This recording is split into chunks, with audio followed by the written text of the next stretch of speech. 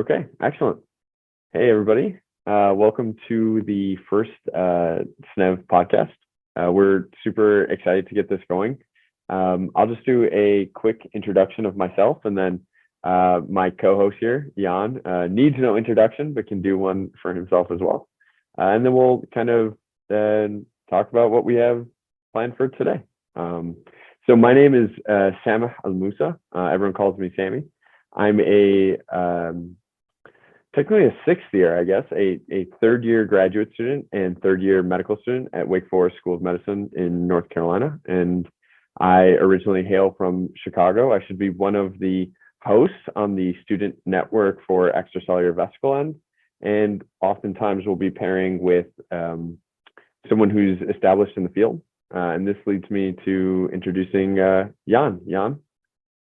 Hello, Sam. It's great to do this with you. It's Excellent. It was a few months in the planning, and then I moved house and stuff like that. So basically, my name is Jan Lotvall. I'm an MD PhD trained in Sweden. I work at the University of Gothenburg in Sweden. I also call myself exosomologist. I'm not sure that's a word that can be used anymore because people prefer extracellular vesicles, but sometimes I use that term anyway. I'm an MD PhD. I'm a professor of allergy, but I've done a lot of translational research over the last, since I started doing research, actually, already in the 80s. And I continue doing that also after becoming a specialist and a full professor. And right now I'm not very clinically active, but very scientifically active. So we ran into the field of exosomes at that time, back in the early 2000s. We had a person locally here that was interested in immunologist called Esbjørn Tillemo, who was doing some work on extracellular vesicles. Back in the late 90s, he has a paper on what he called then tolerosomes, immune tolerizing vesicle-like substances. So we started working with that in the allergy field and had issues, and then we stumbled onto the RNA presence in the extracellular vesicles. We published that in 2007, and after that, the focus became extracellular vesicles. Clearly, even though we sort of slipped into this field a little bit by accident, and you have to follow the data, right, as a scientist. So I had no idea I would become a nanobiologist or exosome researcher, but that's right. What I am. So this was, okay, so that's an introduction of yourself, but that's also kind of a segue into a topic that we're discussing today, which is the early evolution of ISEV. So your paper, it was published in 2000, I thought it was on RNA within EVs. Was that 2007 or 2008? Yes, 2007. So the first meeting of EV-ologists around the world, this was in Montreal, correct? Right. I was not there. Okay. So what do you know what had led up to these meetings, whether it's the Montreal meeting of 2005 or afterwards in Paris in 2000 and is it 11? 11, that's 11 exactly. So when did it become apparent? Why did it become apparent that, okay, hey, we need to all start meeting and maybe we form this international society? So Esbjørn, who I was collaborating with at the time and who inspired us to work on extracellular vesicles back in the early 2000s, he attended that meeting in 2005, which was initiated by Rose Johnston. Unfortunately, passed away a number of years ago now. But I have not very much information about that meeting. I think Clotilde was there. I think Graça Raposo might have been there as well. So I think you should definitely run a podcast with them, maybe more than one of them, and talk about that specific meeting, because I'm so sure that was very inspirational. But you have to remember that time the thinking was that exosomes were something very unique, and it was an exosome meeting, right? And and the larger vesicles that were found in the different biofluids were not considered to be exosomes. So there was I wouldn't call it a rift, but there's been a paradigm shift, let's put it that way, over the last 20 years in how we think about these vesicles, and it's not necessarily the stuff that is pelleted at 100,000 G over 70 minutes that is the only important stuff. So yeah, there's been a lot of evolution on how to isolate these vesicles. Anyway, the meeting was in 2005. I was barely into vesicle at that time. We were still struggling to understand what was going on in our pelleted exosomes. We're doing some adoptive transfer experiments and things like this in mice. And we're about to give up actually on extracellular vesicles. We were thinking there, probably 2004, we were sitting there, have done some experiments, and we didn't know what to do. And should we give up on the exosomes and just move on and do other things? I had been in the nitric oxide field for a little brief time as well, and decided that was crowded, and moved on from there. But then we one of the people in the lab, one of the students in lab, actually the student that defended that paper, 2007 paper in her thesis, Karin Ekström, she suggested we should be looking at mast cells. And of course, mast cells is closely associated with the allergy field, which is where I came from. And she said there was just a paper about exosomes from a mouse cell line that was published, and we should try that, and we did. And we did proteomics at that time. We'll come back to the evolution of ISEV in a little while, but that's what we did, and we did proteomics of the extracellular vesicles at that stage. Time phase 2005 early maybe, and we did proteomics. Mass spec basically in those days was not as high resolution as it is today, not even close. But we identified, I think it was 152 proteins, or something in that ballpark, around 150. And at the time, there had been 32 proteins identified in the exosome. So we had a lot of new proteins, and then we were looking at that list, and there were a lot of RNA-associated proteins. Ribosomal proteins, and what's going on here? Is this a extracellular ribosome that can produce proteins outside of the cell? Well, if it does, it needs to carry RNA, right? But within 5 minutes, we were talking about this, and I was saying that we know that vesicles can go from one cell to another. Then maybe they can deliver the RNA to another cell. So that took 10 minutes to think through, and another two years around to get published. But it was an interesting journey, and of course that had a pretty big splash in the field. I got in touch with Graça and Clotilde. I visited them. I think it was in 2008. I visited them in Paris and gave a lecture there, and I gave a few other lectures in other places, but mostly I was giving lectures on clinical asthma and things like that. So that was my primary topic. So we met, we were in touch, but they took the initiative to arrange a meeting in Paris in January of 2011. So that came after. So we had our paper. There were a number of other papers. I think Johan Skog's paper was also quite important, also in Nature Cell Biology in 2008, also on our RNA. So they decided to arrange an exosome meeting in Paris, and it was in cold Januari. So I decided very late to go there, actually, but I called them and I emailed them. Yes, I'll come. I said. Okay, so at this point, because I feel like in the EV world we have to focus on nomenclature. At this time, was it just an exosome meeting, or was it? It was an exosome meeting. Just an exosome meeting. Okay. And yeah, then some of the organizers were concerned when people showed pictures of things that didn't look like exosomes. This is not an exosome. We're talking about exosomes here, but I think I think everybody come to understand that this is much more complicated than the mindset had been prior, right? You know, the gold standard of isolating exosomes at the time was 70 minutes of 100,000 G in an ultracentrifuge. That was it. And you have that pellet, and that's reasonable, but you don't get everything. That's number one.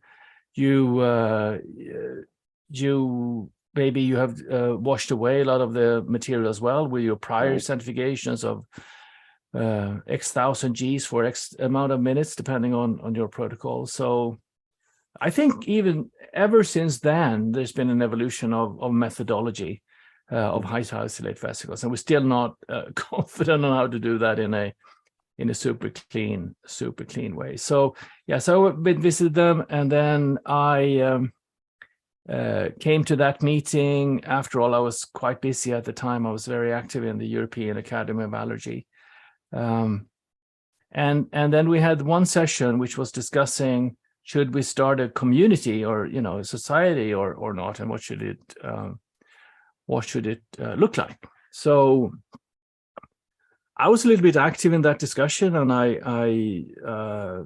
suggested we should just definitely do that. There were other people in the room that also were keen. There were some Americans there that wanted to create it from an American basis. And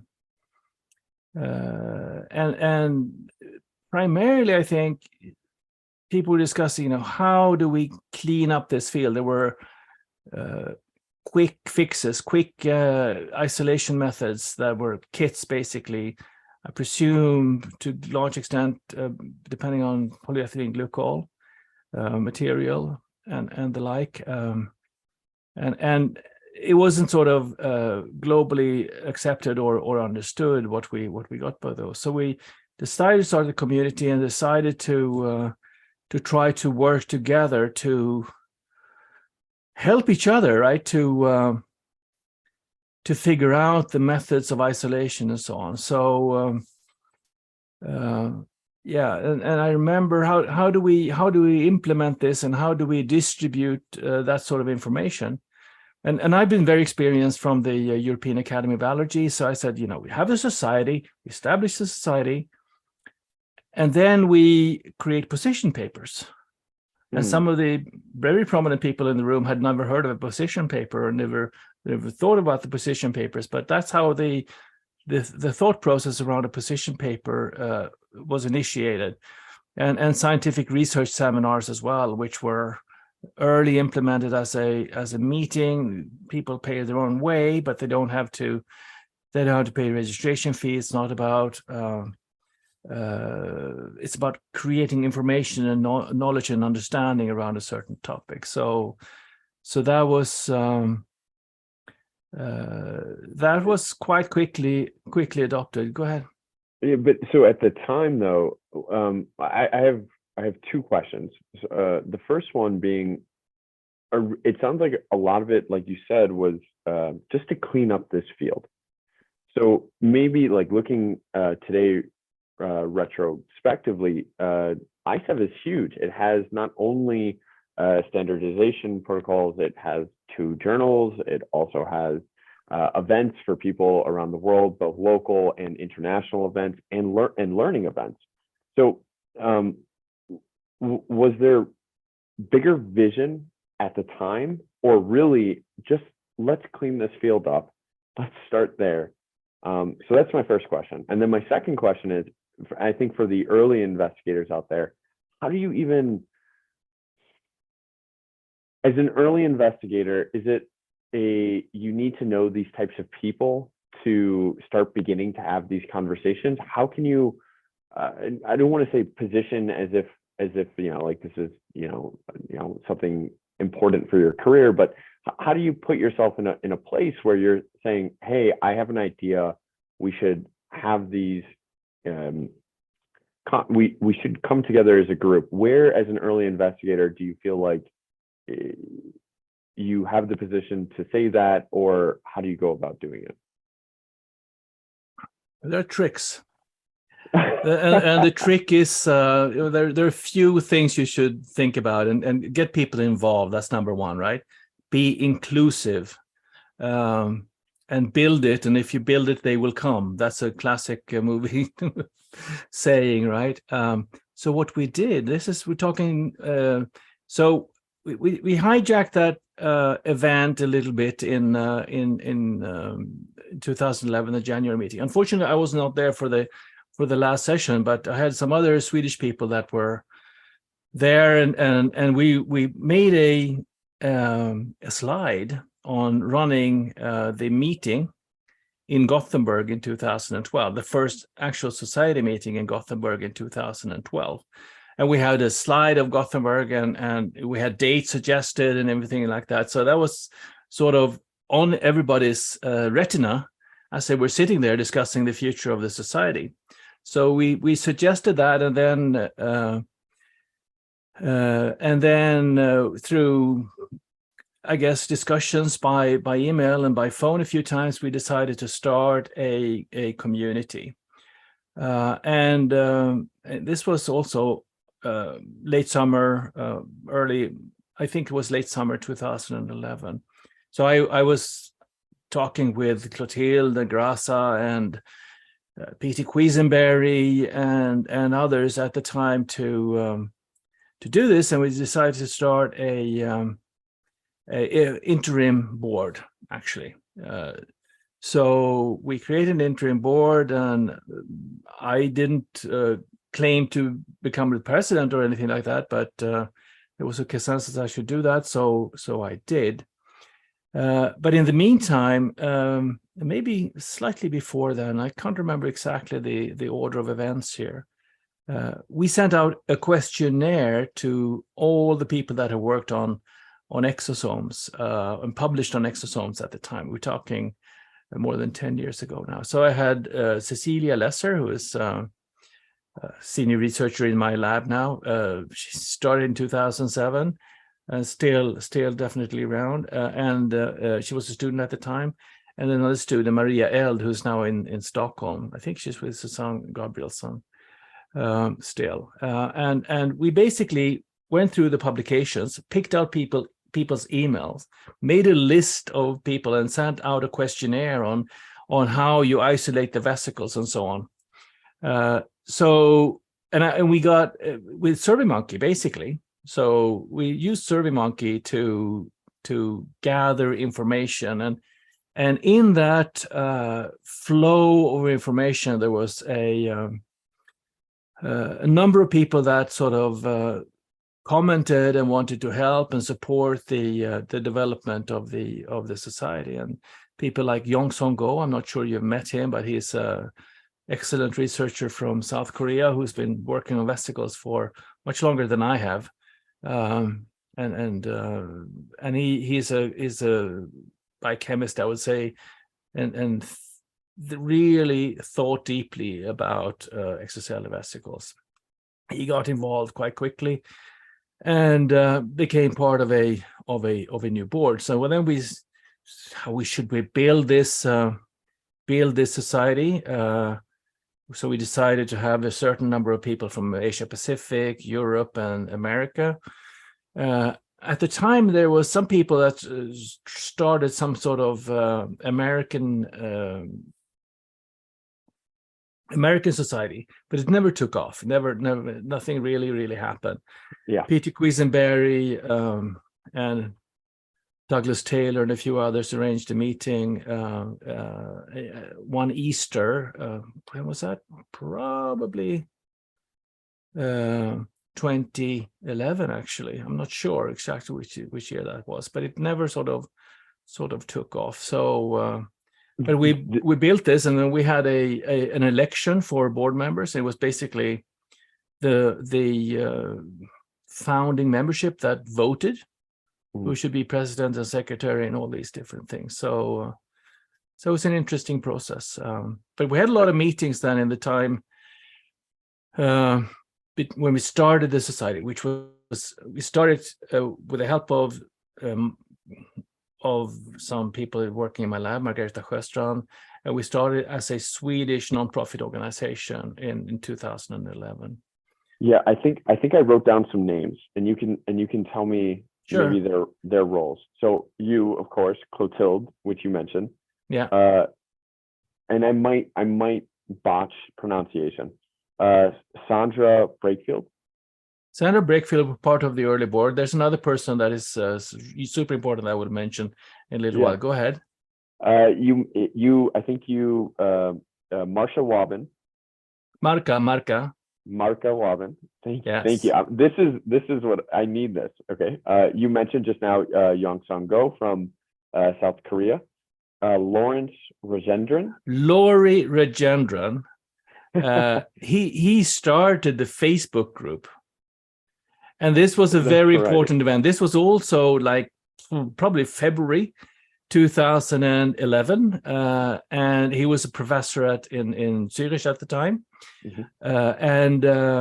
And then I went over to see him. It could have been April in 2011. So I met him in his office in Zurich. I was there on other business, but I took, on the way to the airport, I stopped by and we spoke, and we went into and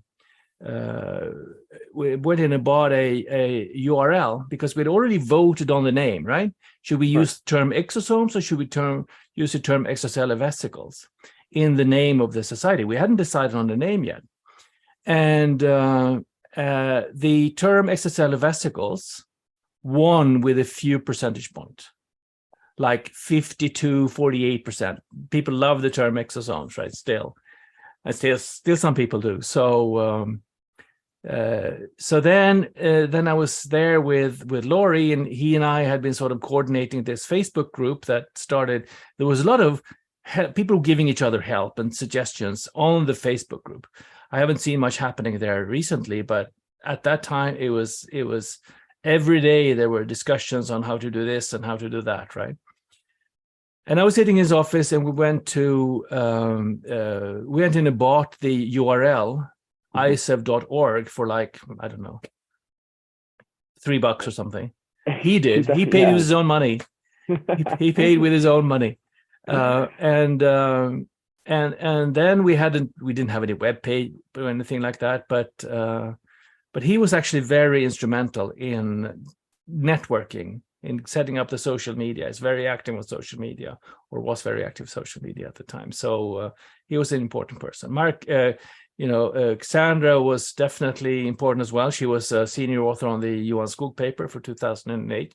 She came to the meeting. She was part of the first board.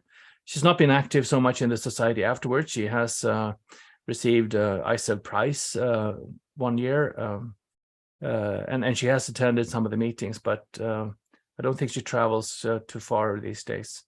I see. Yeah. So, okay, go ahead with more names. Yeah, more names. So I have 10 total, and we just made it through 6. The next one would be, you mentioned Graça Raposo. Yeah.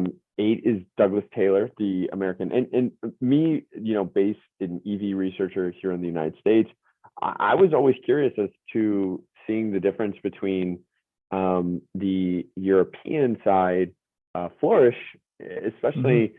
And my idea is that there's a lot of, as you mentioned, inclusivity, sharing, working amongst each other. On the American side, I feel like we haven't got there yet. We have these straggle EV communities that have not taken off yet, but you could probably put your thoughts on that. And then the last 2 names were Margareta, who I think it was a part of your lab. Was my lab manager, and the last few years she was managing ISEV. Actually, after she retired, she continued part-time working for ISEV.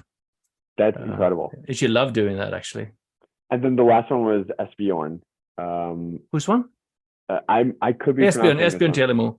Esbjorn, yeah. So he was never really continued engaging with the community so much. He went to a few meetings, not so much to the ISEV meetings, and he's now retired, and he didn't push his sort of further development in the EV field so much since he's retired, at least. So I haven't seen him for several years, but he's still around, and he lives not so far away from here.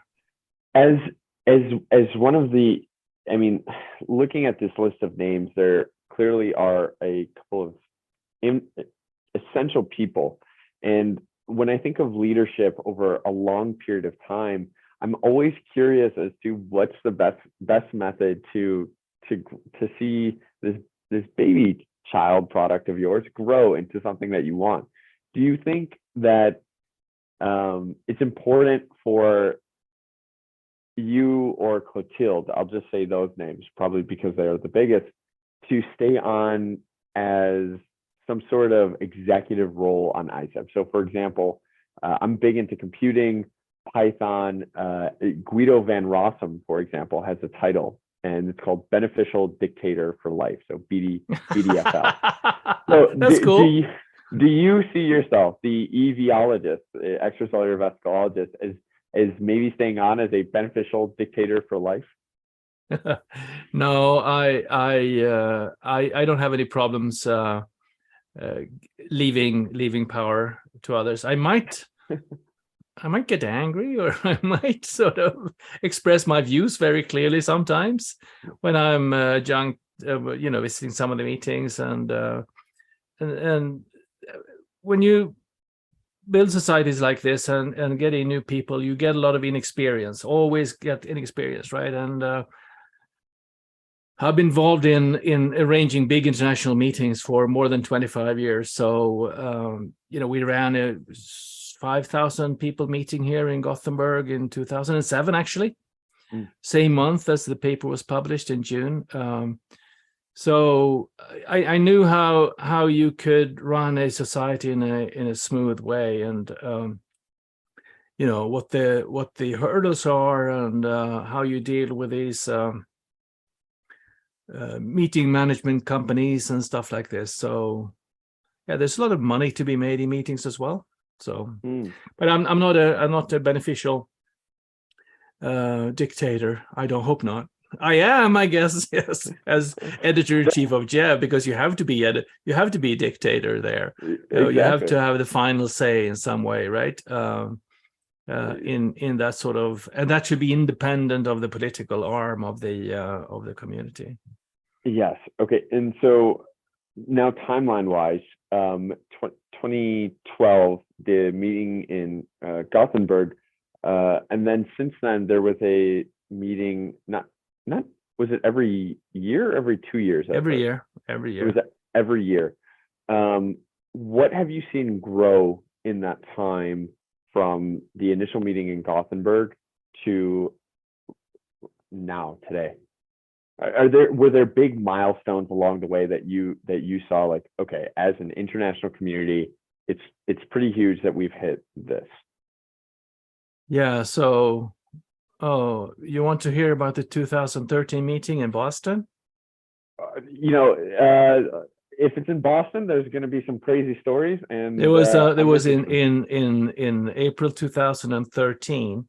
I arrived there on Saturday or Sunday, probably Sunday, and we were going to start the meeting on Wednesday. Okay. And I was sitting in my room. I was about to meet another important person for the community early. Fred Hochberg, who is a neurologist, close working with Sandra Brickfield. I was about to meet him, and I was sitting in my room quite close to, and then I heard a boom, and then I heard a second boom. The marathon. And I said, "What's going on here?"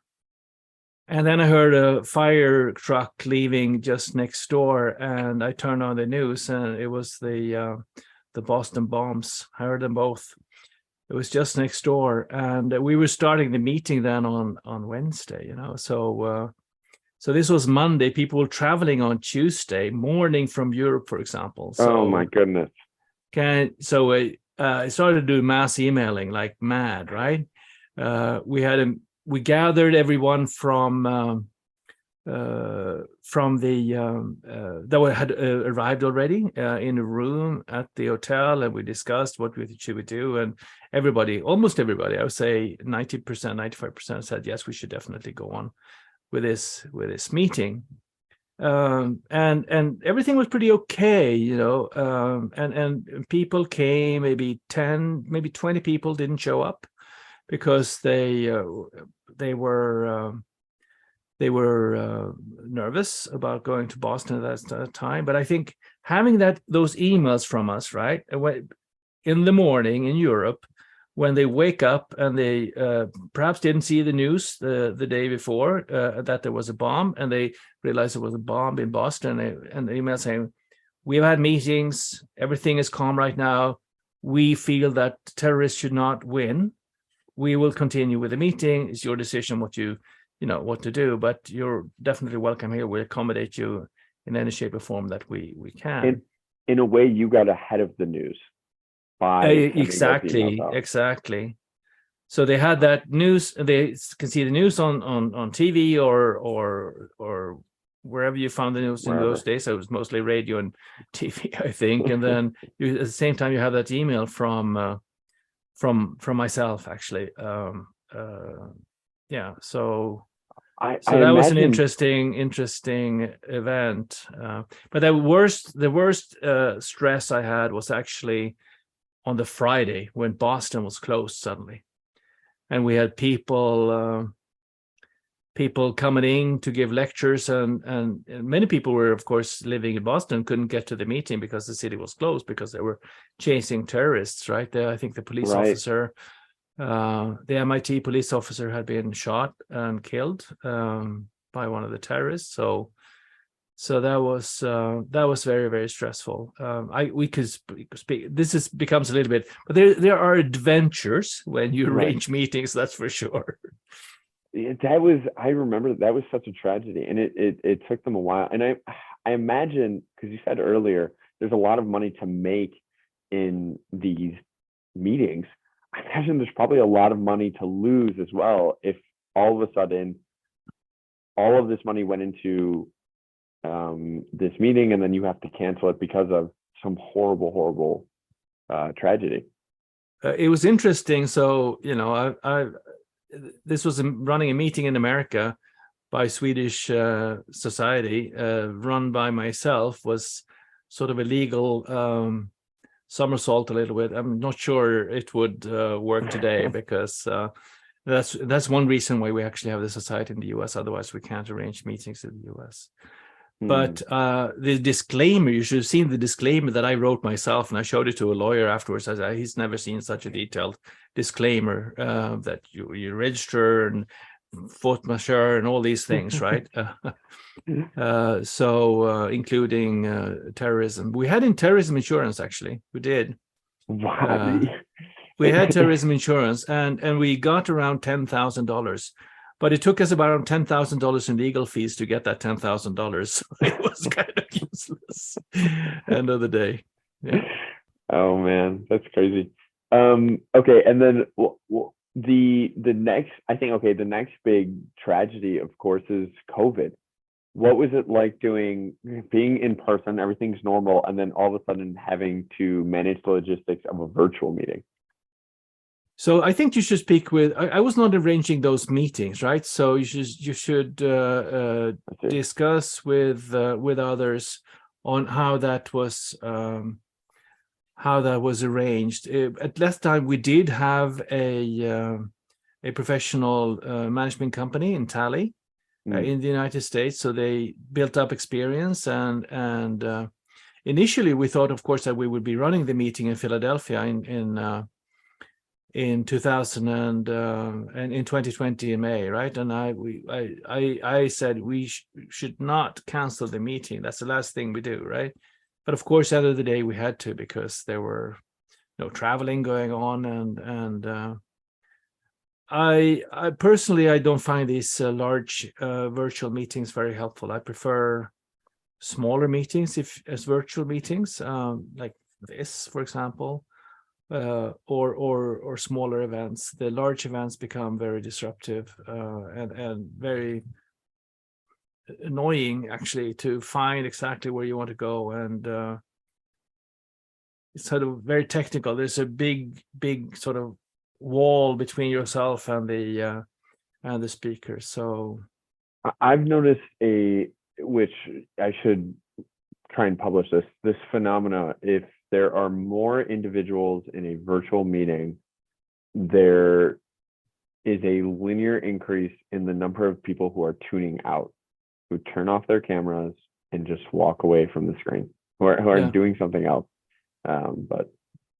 Okay, so then going back to 2012, you said part of the aims were to clean this up. This led to when was the first MySEV? Was 2014? I think so. We were having a meeting outside of Boston, and the board wrote the first MySEV together as a board, as experts, let's say, and we were quite open at that time. It was a short document, and but we didn't exclude the possibility of using kits, for example, in some instances, and but it did create some discussion. But it was a good start, right, for the MySEV thinking and that position paper and the guidelines and trying to help people to do their EV research in a professional and high quality way. So yeah, so those actually we had a meeting on RNA in extracellular vesicles, in exosomes, even before that. Was this in I think this was in 12 or 13 in New York, actually. We had some help with some associates of Johan Skog, who was working at Exosome Diagnostic at the time in New York. So his CEO was helping us to find a good place to have the meeting in, and people flew in from all over the world to that meeting in New York. So that was our first sort of position paper and position meeting, or research seminar, I should call it, and we discussed the role of RNA in exosomes at the time. I don't think we came to any conclusions. I'm not sure if we have still come to conclusions how RNA works in extracellular vesicles. They're there, that's for sure. But then we continued having these meetings as well, a whole series of on specific topics, right? Right. Do you think that maybe guidelines, or maybe having guidelines or some sort of society, of course, as you mentioned, raises the standards to a more professional quality? Do you think it snips out the tinkerers at the end, those who are pushing some boundary of science, that are tinkering with some boundary of science, that aren't necessarily following all of the guidelines, but what they're finding is true, and it's innovative, and it might lead to some crazy breakthroughs that's being stifled by some sort of So when I became editor-in-chief in 2019, there was a process of over a year actually before I took that role, and I was interviewed quite extensively by the board, and they asked me, "Are you going to implement the MySEV guidelines?" Implement, right? Some people asked me whether I would implement them, and I said that would be disastrous, because it could stop innovation, right? Stop creativity. If everybody has to follow a certain protocol, then you lose innovation, as you said. You miss discovery. So, I want people to consider MySEV guidelines. I think the EV track is a very important tool to report on how you've done things. But considering MySEV guidelines is absolutely crucial, but following them extremely well is not necessary, I think. But then we haven't talked about the start of JEV, actually. That was my next question for you. So with the International Society, where do the journals fall in? When did they become implemented as part of the entire society? So so JEV started at the first day of the meeting in Gothenburg in, I think, 20th of April or something like that. And we decided, I think, late in 2011 to start a journal, and then we tried to find publishers, and we searched and reached out, and people thought we were, they wouldn't even respond to our emails. And it was tough, but we found a publisher in Sweden called Co-Action. It was a small open access publisher that we contacted. We also reached out to Beale. You remember Beale's List, the predatory journal? Maybe it's before your time. And that was a very important component in those days. There was a librarian in Colorado who was an academic librarian who was listing publishers and journals that were predatory. And open access was at that time considered predatory. I think there were many non-predatory open access journals at that time as well. And but some people actually called him and spoke with him, and he said, no, this is absolutely not a predatory publisher. You should trust them and have faith in them. And so he had QC'd them, quality controlled them quite well. They helped us start the journal very, very quickly. They were not a big publisher. They were not like now we have Wiley, which is a monster, right? Yeah, exactly.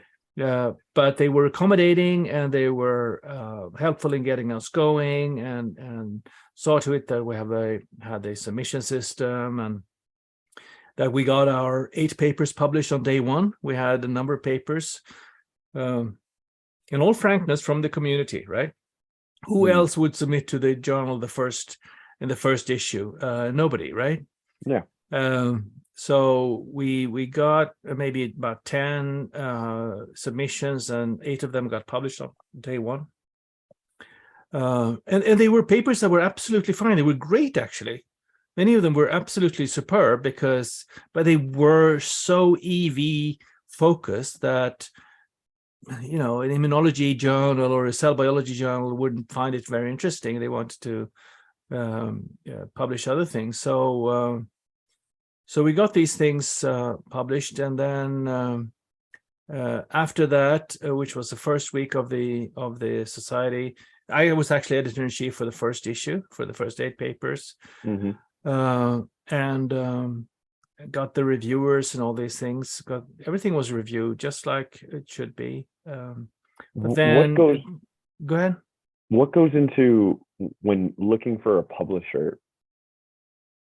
Like, of course, you're saying we're a new society. We want to find a journal. We don't have any papers yet. What are the other important aspects that you need to negotiate with a publisher? So it's, of course, how you share income, right?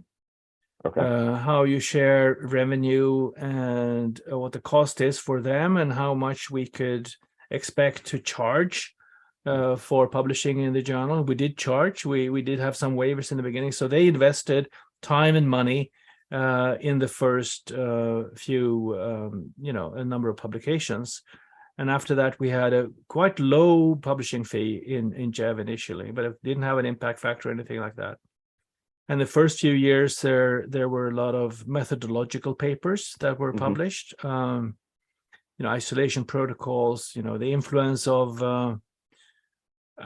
my lab has contributed with, people in my lab have contributed with a few of those, like how rotor size and types influence pelleting of vesicles and under different circumstances, how to get rid of exosomes in fetal calf serums, or basically extracellular vesicles in fetal calf serum. And there were a lot of papers that were coming out that were important for the field. So we had citations that were hundreds, right? Right. For some of those papers. We had some early position paper from that meeting I mentioned in New York. standards for, I can't remember the title exactly now, but it was about how to isolate vesicles and the standards and requirements. Ken Whitworth was very active in writing that paper. So and those were highly cited and were very helpful to the community, right? And then the next hurdle was to get into PubMed. They helped us to get into PubMed quite quickly, so we were in PubMed soon, right? This publishing firm was run by a few librarians from Sweden, entrepreneurial librarians, I would call them, and they eventually did what entrepreneurs do, an exit, and they sold the company to Taylor and Francis, and that was just at the time when we were about to get the impact factor, right? And we didn't have the impact factor yet, and I don't think Taylor and Francis fully understood what JEV could do for them. So we had a great person working for us there, and she was still there when I took over the editorship in August 2019. But at the time, they were really cautious about how much money you could make and nervous about how valuable JEV could be. So they weren't sort of really investing in it. So end of the day, the society decided to shift, right? And we were looking into different publishers, and end of the day, we ended up with Wiley. And to get into PubMed, does that require conversations with the NIH or no? Yeah, so there are requirements to get into PubMed. For open access, at the time, I think you needed to have like 8 published papers. But I think we had like 15 or 18 papers in PubMed. So I can't remember exactly how long we waited for, but we got into PubMed. And then, of course, the papers that were already published also got into PubMed. It's the same thing for JEXPIRE now, right? But the requirements are much tougher now. So you need around 40 before you apply for getting into PubMed. But there are soft rules as well. So one of the things we were hit by, we had an editorial board that was basically the small ISEV community, the EV community, right? And they ran an algorithm then and could see that a lot of the editorial board people were also publishing in the journal. So it seemed that was not for PubMed, that was for impact factor, right? Clarivate were doing that. And that's why the impact factor was quite significantly delayed for JEV, unfairly, I think, because we had a lot of citations already with those early papers. But when we started the journal, there was also people in the community that felt that no, we should publish our EV papers in proper journals or Nature and all these other ones. Right. Yeah. But basically, end of the day, there was maybe one person in the board that was arguing that, and then they realized, where are we going to publish our position papers or our research seminar results or technical reports or what have you, right? We need an EV journal. The world needs an EV journal, absolutely, for the community, for publishing those things that other journals won't be interested in because that's not their main focus. So end of the day, there was a strong consensus that we should start the journal. But there was this discussion before we actually decided. So that was also quite hard work. And okay, so as chief editor, beneficial dictator for now, what are the for the journal maybe for the journal?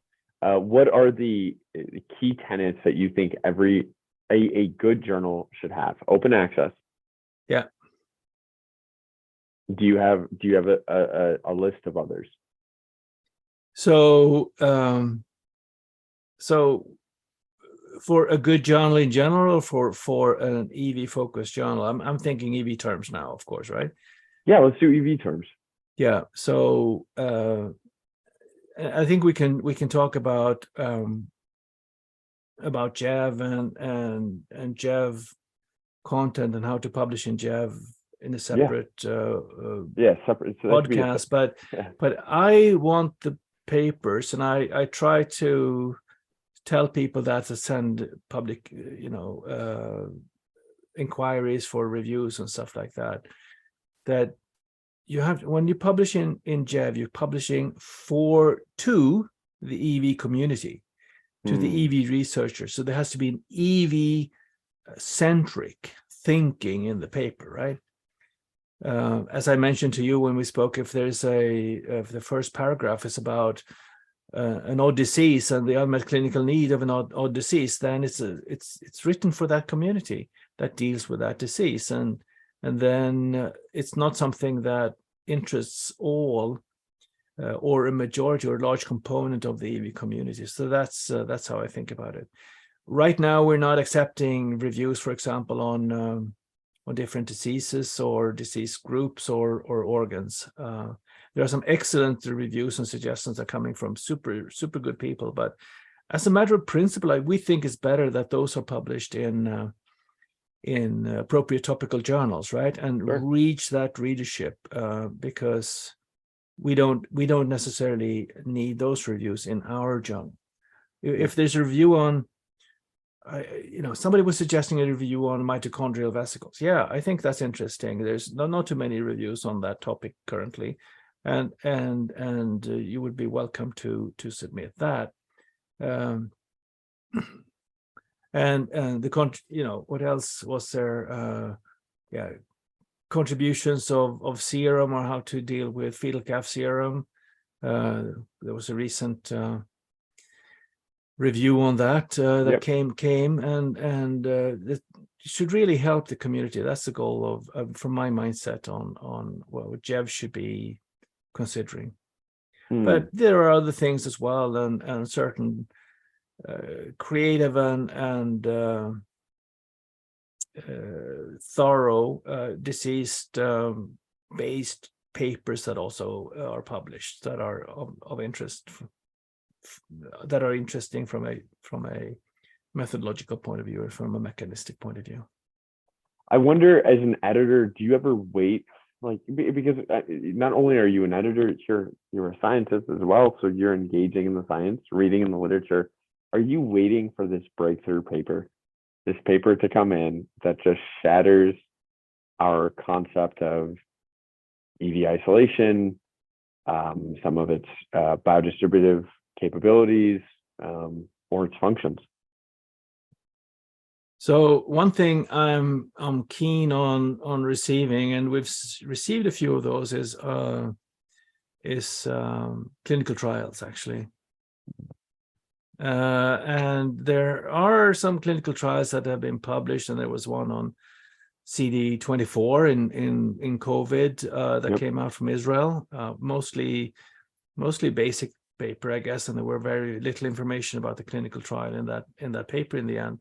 I actually contacted one of the scientists in that group and suggested that they should consider JEV, but they never contacted me, and they decided on publishing some other journal. But I think at the end of the day, that was not a very, very helpful paper, maybe because the data was very, very limited, and definitely not following the ISEV guidelines we track, but it's an interesting concept, right? It was something that really potentially could help, right? This engineered CD24 positive vesicle. So yeah, I think I'm with you on that, and I don't know if that's both of our MD sides coming through, but I think we're making nice headway on using EVs for diagnostic or prognostic. And I think because that's an easier task to accomplish. But like a clinical trial, clear patient benefit, or at least, trying to see if there's I'm open to, I don't require a clinical trial to be positive in results. No, either do I. I would publish. I would consider negative journals, negative results negative as well. Results. No, yeah, it's irrelevant. But trying, exactly. That would be fascinating. There are some things in the, that are maybe coming eventually. We'll see. I know you're involved in this a ton, so that's definitely a hint to the viewers. Keep your eyes out. Keep your That's eyes open. If you have clinical data, do consider JEV. yes. It's something that the editor-in-chief is very keen on, and I think the community would be very happy to see published in a community journal as well. So don't send it to New England Journal, but send it to JEV. This is now becoming a pitch. But okay, that's excellent. Do you think, and this is this is the last question I have written down, or last idea I have written down here. ISEV today established. Do you have critiques for it? Are there parts of ISEV that you look at and you think, A, we should have done this differently, or B, we should do something differently now?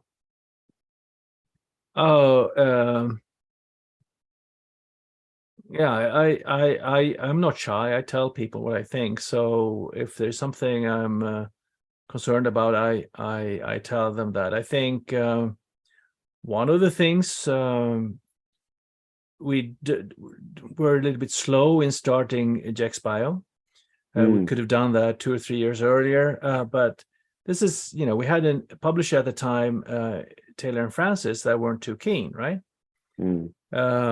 And now we have Wiley. Now we have Wiley, and it's much better. But I think it's actually what's really important for the community to do now, for all of the listeners out there, is to consider publishing in JexBio, your methodology developments and things like that. So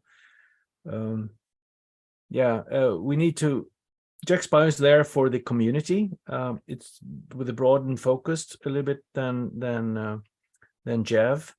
JEV has a limited. We accept maybe 15% of all submissions currently because of different shortcomings. Not because his work is bad research necessarily, because of some priorities and some maybe too much disease focus or other shortcomings. So do consider working with JexBio with some of your work, and sometimes a short paper with simple data is received very well by the community and will be cited extensively if it comes to a open access journal such as JexBio. Right, because JexBio just came about 2022, so it's 1 year old now. It could have been made earlier. That's interesting. And then last thing, students, young, early career investigators, what do you see their role in a international society? Is it only, like, of course, there's the annual international event, but what are other things that you think the early career investigators and students should be taking advantage of with the entire society? I mean, my first thought when you bring that question up is that a meeting like ISEV meeting, its bread and butter is the students. It's the latest data. It's the abstracts, the posters. That's what's feeding the community, feeding the meeting its energy. And I think the juniors are extremely important for a community. Issues with juniors is that they come and go, right? Only a percentage of them actually stay within the community, even stay in science maybe in the longer perspective. So that's part of nature. But I think juniors are extremely important. I think juniors also benefit from participating in. Juniors should have an input and an influence on how the meetings are structured and organized, and see to it that the juniors get a lot of space, right? presence at the meetings. Not necessarily giving plenary talks or something like that. That's maybe too tough, but proper. What I think, one thing that I was very disappointed with and been disappointed with several times is the space for abstracts, posters at ISEV. Yeah. It's been much too tight. It's been uncomfortable to walk in and see those posters. That's where the core science is, and I think that really needs to improve, to broaden the opportunity of walking by, screening many posters, standing there discussing with people around the posters. Now it's too tight, and it's almost impossible to have a decent discussion. I'd rather see people having the posters up only for one day, right? And giving them more space, and then take down the posters and put up new ones the next day. It's that's the way I think should be done. I think so. I also think the more positive criticism of actual science seems to occur in one-on-one spaces or small group spaces than it does at the plenary talks. For a lot of the meetings that we go to, big presentation, they present their work, and then there's an allotted amount of time and a limited number of people who can ask questions to that speaker about their research. I found that in a poster session or a opportunity, I really like that ISEV is doing this year. Is they're doing they're allowing students and those who are submitting their abstracts to also have the opportunity to be considered for a oral presentation, not a big plenary, but it's a little bit higher. We had the oral with poster sometimes, poster oral, right? Yeah. So and then you present your work and you basically pitch your poster for 5 minutes the day before or the morning before, the afternoon before the poster is up, and that accommodates two things. Firstly, it trains students to stand in front of people and present. Yeah. It accommodates the universities and PIs that require the students to get an oral presentation to pay for their trip. Basically, there are some of those around, right? Yeah. And it also is something that they could put on their CV that they had an oral. So, but I also think you don't allow questions, right? In those sessions, you have very brief presentations. Some people try to do the whole poster in those sessions. That should not be allowed. It should be 1 or 2 slides, right, with data saying, and please come to my poster. I have much more data to show you then, and we can take a deeper dive into how we did this work, something like that. Right? Then maybe just at the posters. I think a lot of great criticism of science that pushes things forward happens at the poster sessions where everyone's walking around. It's a more relaxed setting. They can take the time to look at the work up front, up close, not 30 yards back in the last row of the hall. So I think that's always a great opportunity for the students. Yeah. So how do you see students' role in an organization such as ISEV? That's an excellent question. I think for one, I don't know, being a part of SNEV, speaking to the other SNEV people around the world, one thing is we look at JEV, and this is commending you guys. We look at JEV as the pinnacle journal for our research. So of course there's other journals, different impact factors that might correlate a little bit better with a specific disease model that we're looking at. But for most of us, I think representing the EV students, we see JEV as a pinnacle paper. So I think for students, one thing is to try and do work in which you're contributing to the society, trying to shoot for JEV and also Jex Bio. That's important as well.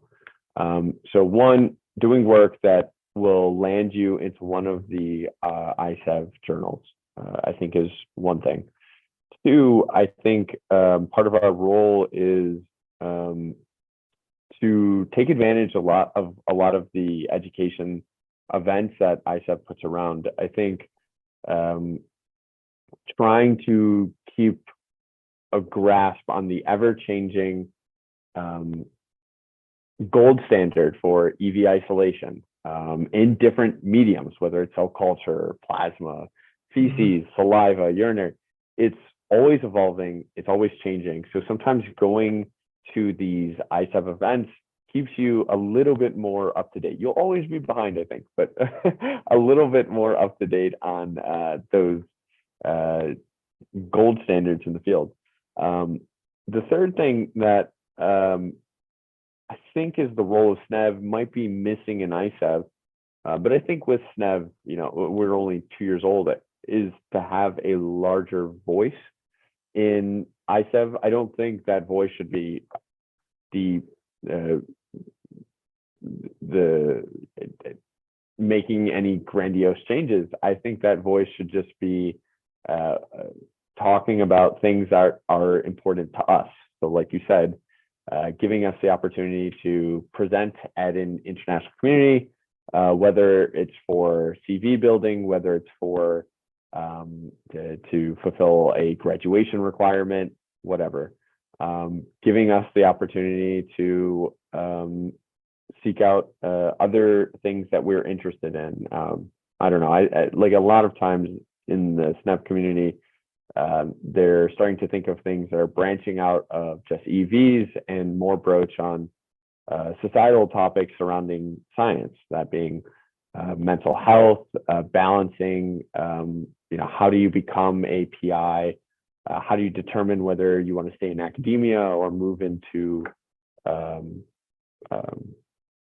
industry or something? Yeah, exactly. I think those are things that a lot of the young students, young early investigators are beginning to think about. And also, I mean, there are science things too. Like on the clinic side, I'd love to start a clinical trial. And I don't know of course, you and I have had conversations, but I don't even know where to begin in starting one. So if ISEV were to be putting on events that were, hey, here is a investigator who is engaging in clinical trial research regarding EVs, and it does, of course, it could be a talk about their work, but also here's a talk about how this person got to this point. How did they even start doing this? I think that would be fascinating. Yeah, we're actually, I mean, I mentioned that to you before, we've set our minds on running a clinical trial starting end of next year. And the amount of things that you have to sort out before the clinical trial can start, and the amount of team that you need to have, and the medical expertise, and the good manufacturing practice details, that's a $2 million investment at least, right? To just get it GMP produced. If you go to Lonza, it will be $6 million, but it's seriously, that's what it would be. But so it's so many issues. We'll try and but it would be interesting to speak with these Israeli researchers maybe that did that. Yeah, we with inhaled CD24 overexpressing exosomes, I think it was, right? Vesicles. Yeah. Yes. I know exactly which one you're talking about. We should definitely reach out to them and see if we can get them on this podcast. That would be a good conversation. We'll talk offline. If there's anything else you want to mention for the first EV podcast and your, I don't know, what is it, 10th podcast? I don't know. So I did a bunch in the beginning of the pandemic. Exactly. Because I was bored in my isolation, I guess, right? And I had a good functioning Zoom podcast setup. Yep. And I got myself a good microphone. I'm not sure you can see that here, but there's a big microphone here. Yeah. I bought a camera as well, but I'm not using that so much. I'm using the web camera now, the computer camera, but No, I think it's fun as well, right? To talk, right? Yeah, exactly. Plus, too, I like your setup. You have the podcast setup. You have the nice serene background. I feel like mine is the beginning of a Francis. This is just a picture that I took in the fall sometimes at my summer house. Yeah. Yeah, I've got it looks like Francis Ford Coppola is directing my background here with the dark. I'll send you some sunrises or something if you want to exactly. use. Yeah. Excellent. Okay, excellent. Thank you. And then to all the viewers, we appreciate you guys listening to the first podcast, and feel free to email SNEV or Jan any of the topics that you think we would like to have. Excellent. Super. Thank you, Sammy. I'm going to stop recording here.